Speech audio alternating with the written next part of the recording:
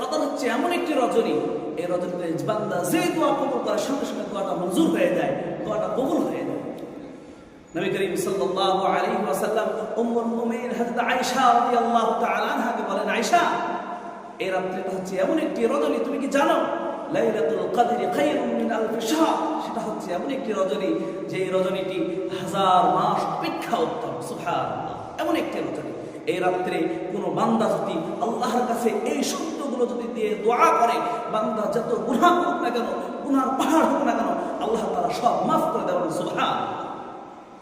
কেননা নবী করিম সাল্লাল্লাহু আলাইহি ওয়াসাল্লাম উম্মুল মুমিনিন হযরত আয়েশাকে উদ্দেশ্য করে আয়েশাকে বলেন, ও আয়েশা, তোমাকে কি এমন একটি কিছু শব্দ তোমাকে শিখিয়ে দেব যে এই শব্দ দিয়ে তুমি আল্লাহর কাছে তওবা করবা, যে শব্দ দিয়ে লাইলাতুল কদর রাতে তুমি আল্লাহর কাছে চাইবা।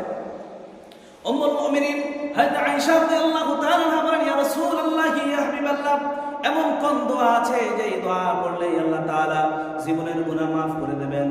আল্লাহর নবী সাল্লাল্লাহু আলাইহি ওয়াসাল্লাম বলেন, ও আয়েশা, তুমি যদি লাইলাতুল কদর পেয়ে যাও, তুমি দোয়া পড়বা, আল্লাহুম্মা ইন্নাকা আফুউন তুহিব্বুল আফওয়া ফাআফু আন্নী, আল্লাহুম্মা ইন্নাকা আফুউন তুহিব্বুল আফওয়া ফাআফু আন্নী।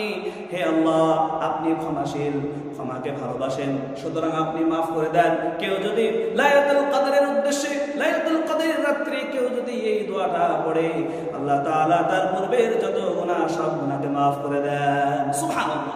এমন একটি এই রাত্রে, এমন একটি রজনী, এই দোয়াটা এমন একটি দোয়া, যে দোয়া এই বান্দা এই রাত্রে এই দোয়াটা করবে, আল্লাহ তাআলা তার জীবনের সমস্ত গুনাহকে আল্লাহ মাফ করে দেন। সুবহানাল্লাহি ওয়া বিহামদিহি। তার জন্য আমরা এই রাত্রে যদি আমরা পেয়ে যাই, তাহলে আমরা এই দোয়াটা বেশি বেশি আমরা পড়ব, আল্লাহুম্মা ইন্নাকা আফুউন তুহিব্বুল আফওয়া ফাআফু আন্নী।